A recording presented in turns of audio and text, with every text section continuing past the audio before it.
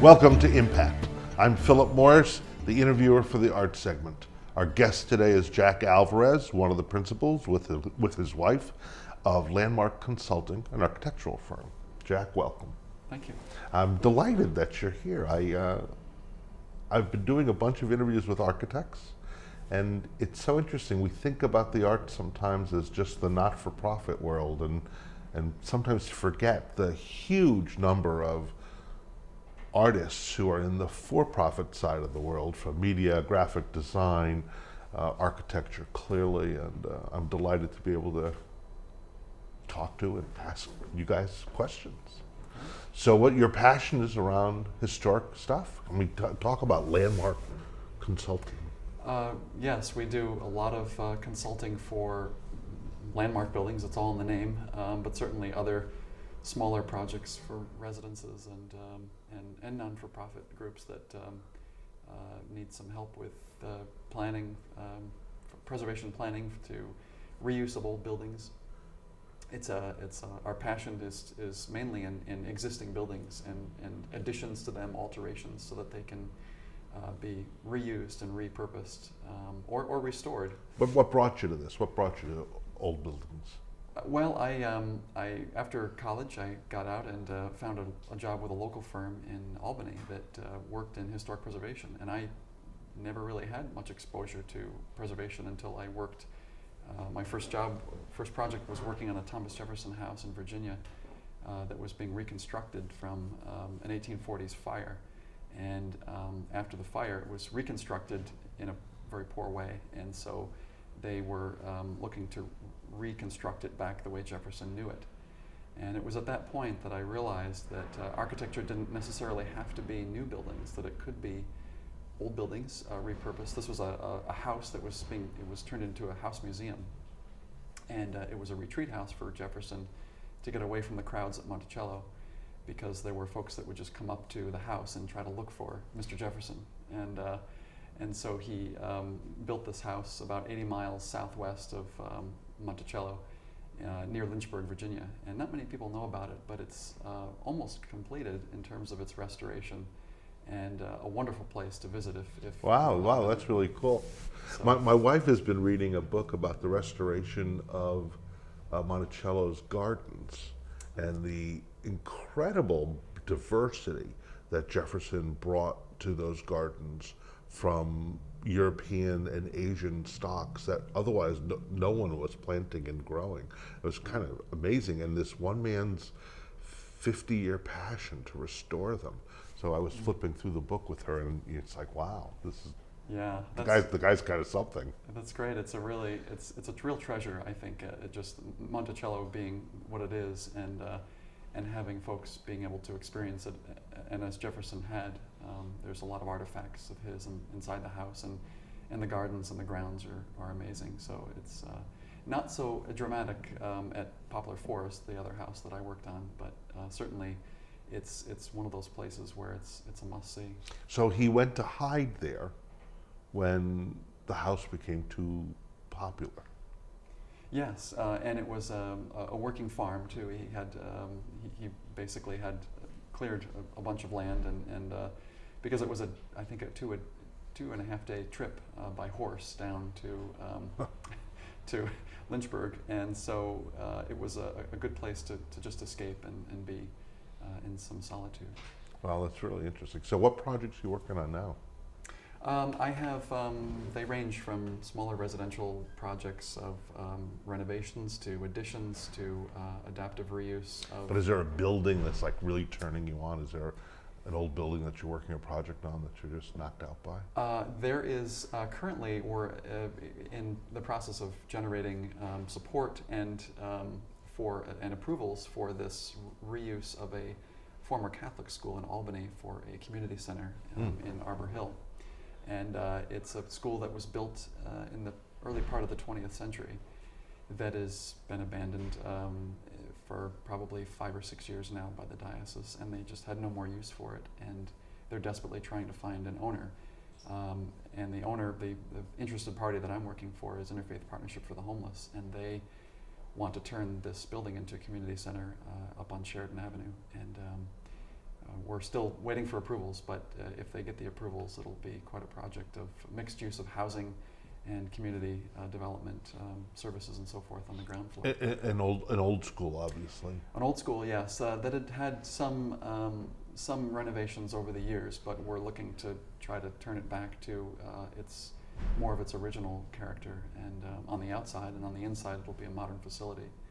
So there's that kind of project. We're also working on a historic structures report for Amsterdam City Hall, which is a wonderful mansion. Yeah, beautiful building. A mansion from the 19th century, basically, that belonged to the Sanford family. That was they were textile folks that were very instrumental in the Amsterdam industry back in the 19th century, which was carpets and textiles. And then their other passion was horse racing. So they have quite a legacy in Amsterdam. So we're basically putting together a large comprehensive report, both in terms of drawings and information for the history of the mansion, because they want to restore it. They want to bring it. They want to renovate it basically and improve what they have to keep it as a city hall. Which is wonderful. That's wonderful. Now, for the last 50 years, I mean, in America, preservation is really started in the 60s, I think, right? It's a fair way to look at it. Right. First historic districts were in the early 60s and stuff. But there's still a lot of antipathy toward preservation. How do you look at that? What do you think about it? How do you feel about it? Well, it's preservation is basically historic preservation for architecture is I look at it as sort of a preservation of culture, if you will, and the awareness of our past, because we intrinsically, I think of progress, if you will, as new construction, new development, new everything, and but without our history, I don't feel we're much more civilized. So we have this resource, if you will, that is all around us that we can't fathom. I can't fathom being without. And so our job as a preservation architecture firm is to help building owners with either with new uses for their building or continued use in a better way, and preservation of these what I'll call cultural and not so cultural icons, but certainly signs of our past that we very truly should be preserving. Does our community, the Capital Region, have enough sensibility about this, or you find yourself at war sometimes? It's not always nice and pretty. It's sometimes I don't know if I'd call it a war, but it's certainly a battle. There are preservation battles that were easier battles to have, and certainly more monumental buildings that were easier to save. And now I think we're faced with buildings that are less monumental but still important, and those are the ones where it's much more difficult to justify textbook preservation in terms of preserving everything that was there, because the use is no longer there. Churches, for one, that were the symbols of the corners of downtowns have now have not, they can't continue their use as much because the development has happened elsewhere, not in the urban cores. But the new uses for them they range widely, but it's a very difficult building type to reuse. Yeah. Obviously, the one in Waterville recently being a pretty large loss of cultural resource. Yes, yeah, and that was a tough battle, but certainly, and for the use that was planned, it was just it was a hard thing to justify, I'm sure. So if we call that one the biggest cultural loss in the past 4 or 5 years, which it may be, what's the biggest cultural win in the last 4 or 5 years? Well, there was another church that I actually worked on, which was the Cathedral for the Immaculate Conception in downtown Albany on Madison Avenue. And of course, that's the seat of the Albany Diocese. And they believed that the building was worth saving, and it was constructed originally of of a lesser grade brownstone, and the brownstone over the years had scaled off considerably to the point where it was unusable. We couldn't really reuse it, and so the thought was that there would be new stone that would have to be clad onto the towers. Namely, there are two towers in the building. The south tower is yet to be clad and really should be restored soon. It's wrapped in a mesh for safety because some of the pieces of the building were falling off. But the north tower was restored wonderfully with new stone bedded in the correct way, because the old stone wasn't even laid properly. And so as a cost-cutting measure back in the 1850s, and so I think that was certainly one that sticks in my mind as a good preservation movement, that a church that is, certainly has many other ways to spend their money, had chosen to spend it on their cathedral, which I think is a wonderful thing. Is that the project? I think it is, where the stonework was public and outside. I mean, you could see, if you wanted to spend time, you could really watch the process very intimately, right? Yes, there was actually a stone shop on site. On site, They had a wall of glass. Folks couldn't necessarily go in the shop while they were tooling the stone, but they could watch from outside, and it was a wonderful, I think, a wonderful educational experience for people to really appreciate what goes into stonework and masonry work. I loved it. I went to it. I loved it. You've heard the story of the church in New York City where it was a Catholic facility where the priest organized the kids in the neighborhood to learn the stonework.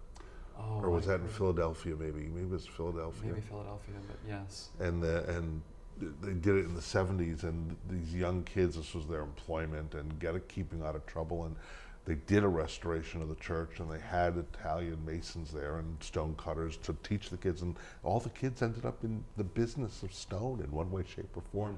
25 years later, it's a fabulous story. Yes, and that's really, I think, the biggest challenge for preservation today is just the scarcity of these specialized trades, and those trades were lost when we were thought that progress in the 60s and 70s was new construction and different means and methods of putting buildings together, and so now I think there's a revival of it. There's a school in Boston called the North Bennett Street School that basically teaches folks about the traditional carpentry and other methods of traditional construction, and it's a wonderful school. So. All right, so if you were to imagine in your mind's eye the one job you would love to do, what would it be? That's a hard question. I think if there was one job that I truly would have loved to have worked on, was before I left my previous firm in downtown Albany, the firm was going after a project, another Jefferson project in Virginia, actually at the University of Virginia, where Jefferson designed the original campus. And at the head of the original campus was this building he called the Rotunda, which we call today. It's basically a domed structure, and it was heavily destroyed by fire, I believe, in the 70s, and reconstructed in a little bit different style. And I believe it was almost a $50 million restoration of the Rotunda, and my firm lost out to that to Jack Waite's firm, which was also right next door. So at least it's going to a good firm that will restore the building. But that would have been a good one to work on. You laid down at night and went, ooh, I'd love that one. Yeah. Well, Jack, thank you very, very much. It's been a delight to have you on the show. Jack Alvarez from Landmark Consulting. This is Philip Morris. Thank you for joining us at Impact.